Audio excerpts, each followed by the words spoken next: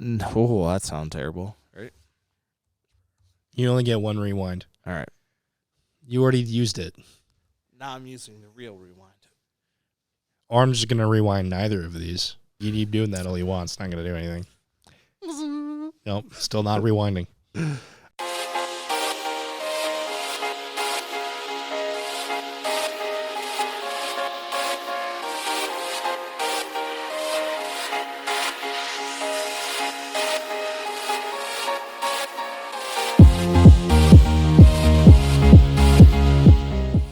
Hello and welcome to another edition of Popcorn Bucket List. I was distracted by Mr. Krabs over there for a second.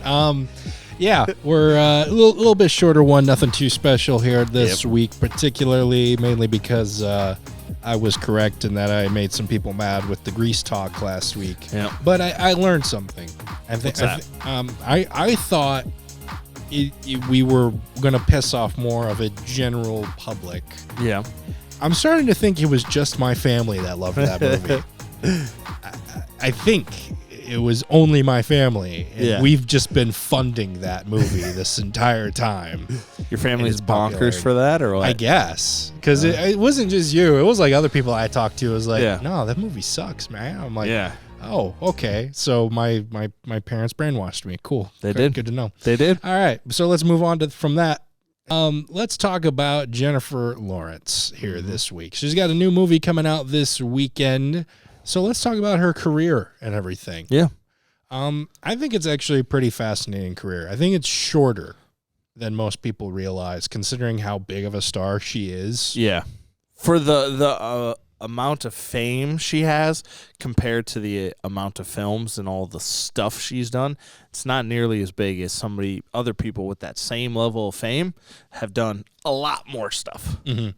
But I will argue it kind of was like a huge, like a dump of huge movies that it just one of those things where it was like it just struck when the iron was hot and like the stars all aligned, and she just, I don't know if it was just luck in general or great planning, but if you look at an early part in her career here, it was like boom, boom, boom. Yep. Triple threat right out the gate here. So let's look a little bit at it. Probably the big movie that she became most well known for early on, Winter's Bone. Right out the gate, this movie had Oscar contention and everything. So right out the gate, she was already known for her acting skills. Yeah, exactly. Which sometimes with a lot of stars, you're not known for being a good actor right away. Mm-hmm. You're known for being, ooh, you're that guy. I just saw a thing earlier this week where it was like someone looked at Leonardo DiCaprio's IMDb and was like, yeah, he's had a very, very consistent career. His very first movie has like a 0% on Rotten Tomatoes though, so sometimes you gotta step on a stone to realize. Sometimes your first steps land on a Lego piece for you to learn that the terrain is rocky. Yes, and I remember seeing commercials of him as a kid doing like, I don't know if it's cereal or like Apple Jacks or something, and it's like, speaking of Apple Jacks, do you guys remember Apple Jacks? Are they still around? Are they still a thing? I don't know. I liked Apple Jacks when I was a kid, so, well. That was an interesting tangent there. Yeah, I just remember seeing him from commercials. It's funny when he's a kid. So anyways, that was 2010 when Winter's Bone came out and everything, and really kind of started this boulder of her career. That wasn't really a pun. That was we can work it in as we go. I'll get some jabs in. You think you could turn boulder into rock formations? Yeah, I can do it. Okay. I think everyone best knows her for the Hunger Games. However, and I didn't remember this until I started looking into this, X-Men First Class came out before Hunger Games. Did it really? It did. According to IMDb here, I'm looking at it right now. Yeah. So if I'm wrong, IMDb's wrong, and that's not on me. Yep. That's on IMDb. So don't come at me, come at them. But I feel like I remembered her more as like, I mean, she took over the role of Mystique and everything, but I felt like, I guess this is just me looking back on it. Yeah. I thought the reason why she got that big role is because, like, well, she had already done the Hunger Games. She already became this bankable star. Yeah. No, according to this, 2011 was when X-Men First Class came out. Hunger Games didn't come out till 2012. Interesting. Now that you say that, I kind of envisioned the same thing, that it was Hunger Games first and then X-Men. But no, we were wrong. Interesting. But also in 2012, talk about a 1-2 punch. I'm just going to say it right now, probably one of my favorite Jennifer Lawrence movies, Silver Linings Playbook, came out that exact same year. Had Bradley Cooper, Robert De Niro, whole host of other people in there. Do we call it a dark comedy? I don't know if we call it a dark comedy. It's got comedic moments, but it's mainly more dramatic. Yeah. You'd have to, wouldn't you? I guess by default. But it's not. I would say it's more dramatic. I'm mainly saying that because I don't want to just sit here and say it's a comedy and then people go into it expecting a laugh out loud, laugh riot. Yeah, no, it's not that. It's definitely more a dramatic piece than a comedy piece. But it's got some really funny moments at the same time. But yeah, like I said, great few years there. I mean, you go from X-Men First Class, basically reinvent one of the biggest franchises, Hunger Games, start what would end up being one of the biggest franchises, Silver Linings Playbook, once again, competing for Oscars and everything like that. And then a lot of it was just kind of the same old there. I mean, you look at her career, it was Hunger Games, another X-Men movie, you had American Hustle. I believe the same director who worked on that did Silver Linings Playbook. Correct, yep. And then, once again, it's a pattern here. Literally, I'm looking at it. It's Hunger Games, X-Men Apocalypse, Joy. Again, I'm pretty sure same director on that one as well again. Okay. And I feel like this may be one of the lower parts of her career because it was just kind of rinse, repeat. But, I mean, she was great in a lot of these things and everything. So at least there was that. And then Mother came out. Have you seen Mother? Unfortunately, I have not. You have not? Okay. I've seen parts of it. I haven't seen the full film in one sitting. Say what you want about Mother. This might have been the thing that finally reminded us, hey, Jennifer Lawrence, she just isn't here for Hunger Games and playing Mystique. Yep. She can go out there. She can be crazy. She can get wild. She can do an interesting movie out there. I'm in the same boat as you. I've seen clips. I've read things. Yeah. Enough things that made me think, maybe this movie isn't for me. Yeah. That was the hard part then, because of, especially nowadays, if those, even back in, what was that, like 2015? 2017 is when Mother came out. Even when that came out, streaming stuff wasn't nearly as popular, nearly as big. So if you didn't have it, you actually had to go to the video store. And I was still a proponent of the video store. You're really aging yourself on that. I know. One, I feel like. I know. But yeah, it just that was one I didn't get to see. Mm-hmm. We're gonna skip X-Men: Dark Phoenix. That was the last time she played Mystique. Yep. How many times she played Mystique? A lot. That was a lot there. Looking at the last few years, Don't Look Up came out in 2021. A Adam McKay movie, also starring Leonardo DiCaprio, mentioning him again. Yep. And I think she's pretty good in that one as well, personally. So yeah, like I kind of mentioned, looking at this list here, my favorite, Silver Linings Playbook. That's my favorite of hers. I think that's her best performance and best movie overall. How about you? Do you got one? Like if you had to pick one? Yeah, if I had to pick one, I'd probably say the first Hunger Games movie. However, I can't necessarily say that that's her best or, her best outing. And definitely not the first female lead of an action movie. Do you remember that whole controversy? No. Oh, she got in trouble because she said she was the first woman to lead her own action movie. And then a bunch of people came out. Yeah, it was pretty bad. But she's young. She's young. She must not have watched Terminator 2 or anything like that, I guess. Yeah. So it was but I did any of the Alien movies. Yeah, I think that was a turning point for me. That was like, oh hey, she's a pretty good actress. And she can lead action movies, and knowing she's got that little bit of backstory too of actual acting. So I think that I would just point to that, one of those. I did really like Red Sparrow, but the movie was garbage.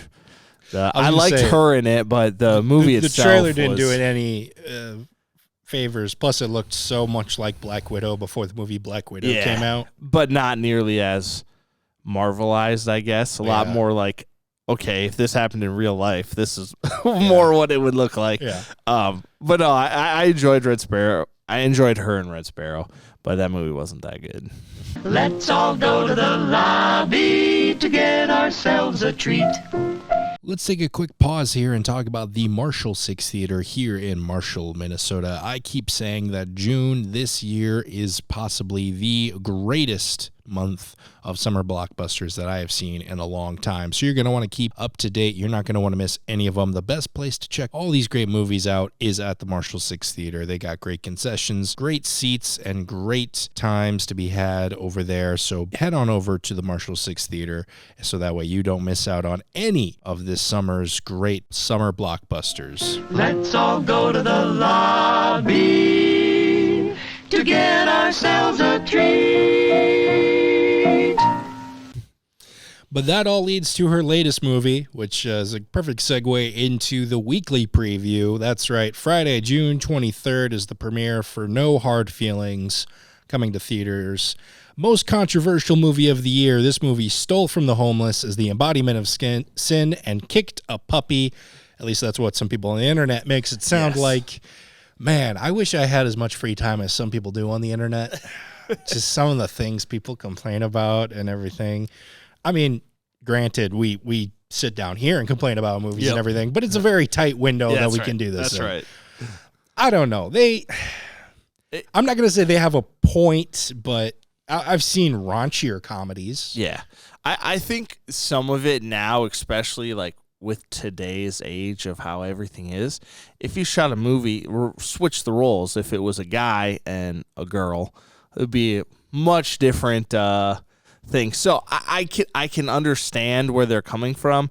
However, I think we have to remember at the end of the day, this is just a movie for entertainment purposes.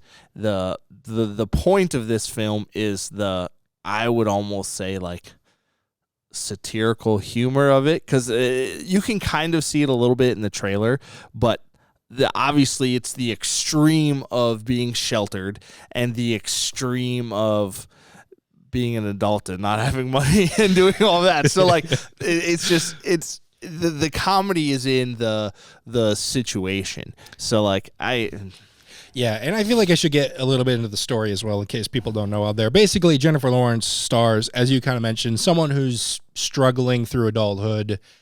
It isn't as responsible as she should be, so part of it is her own fault. Part of it is life has just kind of got her down. She doesn't have a lot of money. She doesn't have a car, anything like that. She sees this job posted where basically these two parents want this person to get their son, I'm going to use the most PG term I can think of here, get their son out of his shell before he goes to college. He's very sheltered. He doesn't socialize at all. Hasn't had a girlfriend, nothing. And you know, you can kind of see where the parents are coming from. You want your son to have a chance at, you know, somewhat normal. I don't want, but a regular. If you don't have a social life at all, which is what this kid clearly has, that's not good. No. Especially going into a college-like atmosphere and everything. The thing is, as you kind of mentioned, it goes to that extreme satirical. If it was just them like, hey, can you just like be a friend to him? Like, it would almost, in both scenarios, it's creepy. But in the extreme sense, you can at least argue it is a little bit more funny. Yeah. If it was just, hey, let's hire this random woman off the street to be a friend to this kid, the movie's creepy and it's way less enjoyable.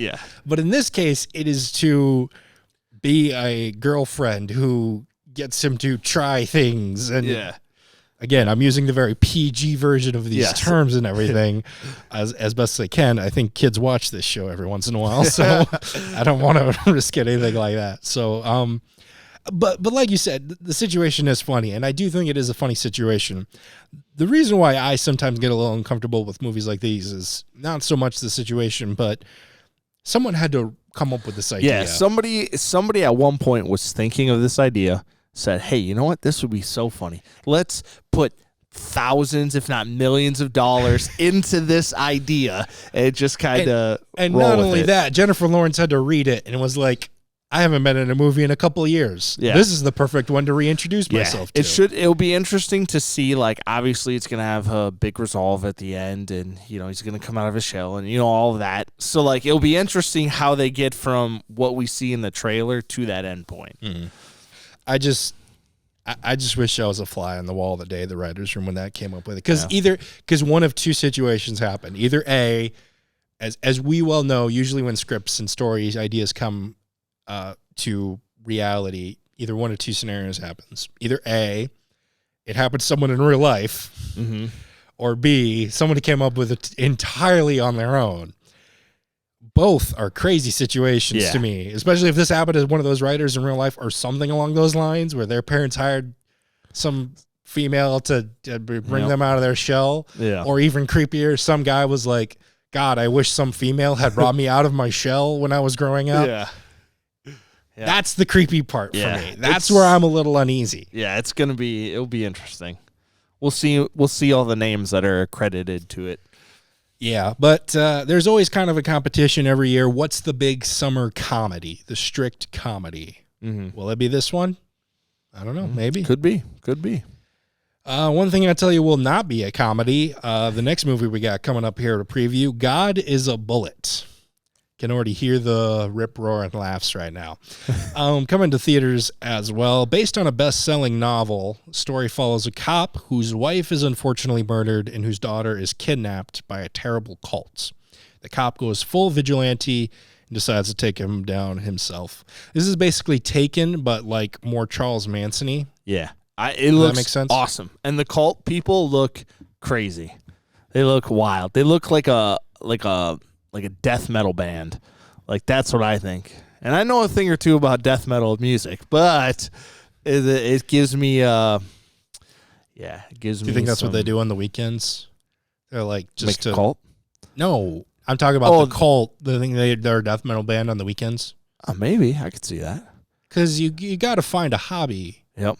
And I would say away from the stresses of work. Yeah, that's true. That they definitely even if could the stresses of work is a satanic cult in this case. I'm most excited for this because I really like Nicholas Coster-Waldau.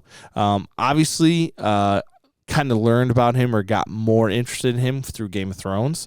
But he was in a film a couple of years ago where I want to say was a little bit similar to this, where he's kind of like a vigilante guy. The name is escaping me right now, but I really enjoyed it. The only reason I watched it, even gave it a chance, was for Nicholas Coster-Waldau, and I really like him. He was also in Gods of Egypt, so that was pretty cool. I think he played Horus or one of the gods. Yeah, it was cool. I really like him. I think he's going to do a good job. I like to see him actually doing stuff now outside of Game of Thrones. I know some of the cast is doing a lot, some not so much, but yeah, like I said, it's very Taken-esque, where it is kind of like, all right, I'm going to take this into my own hands, but way more violent. Yeah. Like, if you thought Liam Neeson kicked some butt, you ain't seen nothing yet, kid. He like hits a guy with a flamethrower for a few, just the one guy, which is like, it's just overkill, if you ask me. Well, that's like when Leonardo DiCaprio flamethrowers one of the girls from the Manson crew at the end of Oh, God, yeah, I totally forgot about that, too. Just in the pool. Yeah, it's funny. Oh, yeah, I got the flamethrower in the shed. In the back. And it still works. They let you keep that? Yeah, it still works. Awesome. What better way to spend post-Father's Day, by the way? Do you think this maybe would have done better if it was a week before? If they marketed it as like a Father's Day movie? Ooh, as like that would have been a good angle. How far would you go as a father to save your kid? Oh, yeah. If they would have, definitely. The only problem is you would have been competing with The Flash and probably still with because that made so much money this weekend. Yeah, true. It bombed. Yeah, it's not good. Not doing like, well. I didn't think it would do great just because of the baggage. Yeah. It did even lower than I thought it was going to. That's exactly what I thought. I thought it's still going to make a bunch of money. Yeah. But in DC, it's. Can we even call it a sinking ship? The ship is sunk at this point, right? Sunk, yeah. Yeah. Hopefully everyone's on the lifeboats. If you're not, well, too bad. Hey, we talk a lot about movies on this channel, but sometimes the ones we talk about aren't the most accessible. That's where the Marshall-Lyon County Library comes in handy. They have a great collection of physical media, as well as a couple of online services with many, many options for movies, TV shows, and documentaries. It's easy. Just get your own library card at the Marshall-Lyon County Library and gain access to their large variety of movies, TV shows, and of course, books. Also, be sure to check back every month as we here at Popcorn Bucket List make specific movie recommendations based on a monthly theme. This month, we're taking a look at the most underrated animated movies. So head on over to the Marshall-Lyon County Library for some of our favorites and check out the channel to get even more movie recommendations. And now, on with the show! Finally, coming out this weekend, a slower weekend here in this month of June, The Perfect Find, coming to Netflix. After a New York woman gets kicked out of her mother's house, she gets a job at a fashion place. I'm sure there's an actual term for it, but I'm just gonna Fashion place. I'm just gonna call it fashion place because I'm not. That's the actual term. I'm not really cultured, I guess. Not only that, a lot of her friends are telling her, "You need to get a job. You need to find a man. You need to find a man. You need to find a man." Because not like a person can be perfectly happy on their own, but whatever. That's a whole other debate. Yep. So one night she finally does. She has a one-night stand with a guy. Turns out, plot twist. Not only is this guy going to start working at the same fashion place, he's also the boss's son. Yep. Awkwardness ensues. Yep. It's one of those classic, you think you could get back at your boss by, doing that. And then if it were to actually happen, it's like, oh boy. Well, and the trailer does imply there is some sort of past beef between the main character and the boss in this. Do you think, I don't think she did it as any sort of revenge. It just was just a total accident. Yeah. I mean, New York, one of the most populated cities in the world. Of course, these three people would run into each other multiple times in scenarios.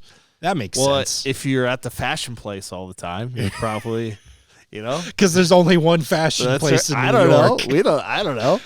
We maybe aren't the best people to talk about this movie. About fashion. None of this related to me in any way, shape, or form. No. I don't know. It basically talks about like, all right, so relationships. Can they have this sort of relationship? If so, do they keep it secret? Because obviously the boss isn't going to be very approved. The woman even also kind of talks about like, well, if we do this, I'm going to be judged differently. Now it's going to be like, all right, do I get promotions in my career? And is it because of this or is it because of my work ethic? Yeah. And that's an actual thing to really think about in situations like this. But if you truly love someone and you're truly meant to be with this person, is that risk worth it? People are going to think that anyway. I don't know. Yep. There is some nuance to this here, and there's some interesting things to talk about. Of it. Yeah, exactly. Yeah. But that is everything coming out this weekend. Let's talk about what things we've seen in the past. It's time for number one recommends. I'm going to hit us first. Finally, took me a couple weeks longer than it should have, or that I thought it was going to, but I saw Spider-Man Across the Spider-Verse. I think the first one is a little bit better. But the reason why I say that is because this is clearly one half of a two-parter movie. Mm-hmm. And they kind of said that going into this. But so many times, speaking of Hunger Games, we talked about Jennifer Lawrence earlier, so many times we saw these part one, part two movies. And you watched them and it was like, you didn't need to make these two parts. You could have made them one, but you clearly did it for a money reason. This, to me, was clearly part one of a part two of a story. Yeah. And it felt like it. And it didn't really feel like it was dragging on until maybe the very end. The very end, I wish they had wrapped it up just a little bit quicker. But the animation is superb. The amount of time and effort they did to put in all of the Easter eggs, all of the different spider people, the different styles of animation throughout, depending on the universe they're in. The voice acting is great. The characters are awesome. I love this franchise so much. It sounded like I was getting choked up there. I was just holding back a burp. No, I'm actually going to cry about this movie later. I'm just kidding. Not really. It's truly a great time to have. It's challenging Pixar. They've kind of said they want this challenge. They want different animation styles to do good and do different things. And this showed, hey, 2D animation style is not dead yet, folks. Yep. It was just in a coma for a couple of years there, but it's not dead. But that's my number one recommend. Mr. Meyerberg, what do you got for us today? All right. Well, I'm gonna have a little bit of a controversial take. First, did any of us talk about Transformers last week? I don't think so. Let me double check. So I'd rather. No, we did not. We did not. Okay. We did not. Scratch that. Yes. So Yeah, I I'm see going. the one you were going to have. I'd much rather Yeah. you talk Transformers. Yeah. So this week I will be. Oh, that sounds terrible. Right. You only get one rewind. All right. You already used it. Now I'm using the real rewind. Or I'm just going to rewind neither of these. Okay. You keep doing that all you want. It's not going to do anything. Nope. Still not rewinding. All right, so this week, for my number one recommendation, I chose Transformers for a couple of different reasons. This film was a lot better than I was anticipating it was going to be. I did not think this film was going to be very good. I thought Transformers was kind of a dead franchise. However, after watching this, I thoroughly enjoy it. It was exciting. I thought some of the voice acting was great. I know the people that were sitting by me, every time I realized who somebody's voice was, I said, "Hey, that's so-and-so." And they were like, "Oh, okay." That was Nick. I was Nick. sitting by you. Yeah. Whatever. I told him, he's like, "Oh, great." It's just you kept Great. talking during the Yeah. movie. Like Yeah. you either were asking me who voiced that or you were like, "Oh, it's that person." I'm like, "Yeah, great. I want to enjoy the voice performance, whatever." Yeah. No, I thought Just the voice felt like that was a personal attack on me. Yeah, I thought it was great. I thought the CGI was pretty good. The acting was great. The story was great. And I really enjoyed the voice acting, especially with Scourge, with Peter Dinklage's character. I thought it was great. No spoilers or anything, but if you stay around, make sure to watch the post-credits scene. I think that really I think this did a great job of saying, hey, we're still relevant. We still can have a good story, and we can still make projects in the future. I think this was hey, we're still here. We're coming back. Because I know they're kind of on the little bit of a downturn the past couple of years. Transformers, when I think Transformers, I think back when I was a little bit younger, when the first one with Shia LaBeouf came out in 2010. 2007. 2007? Yeah, geez.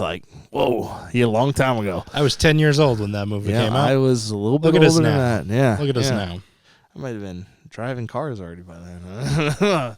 So Should you have been? Or is this another one of those scenarios where it's like I was doing this sooner than I probably should have? Legally, yes. Should I have been? Maybe not. We'll let you ponder on that. All right. So that's going to be my pick. Check it out. Transformers Rise of the Beasts. Well, that's going to do it for us here on this episode of Popcorn Bucket List. If you want to check out some of the movies we talked about on this episode or past episodes, head on over to the Marshall 6 Theater. And if you want more movie recommendations, check out our monthly display. Check out our monthly display at the Marshall Lyon County Library. I need to go over there reading some more books, apparently, because I can't talk so good. There you go. For myself, Ryan Meyerberg, we'd like to thank you so much for watching, and we will see you at the movies.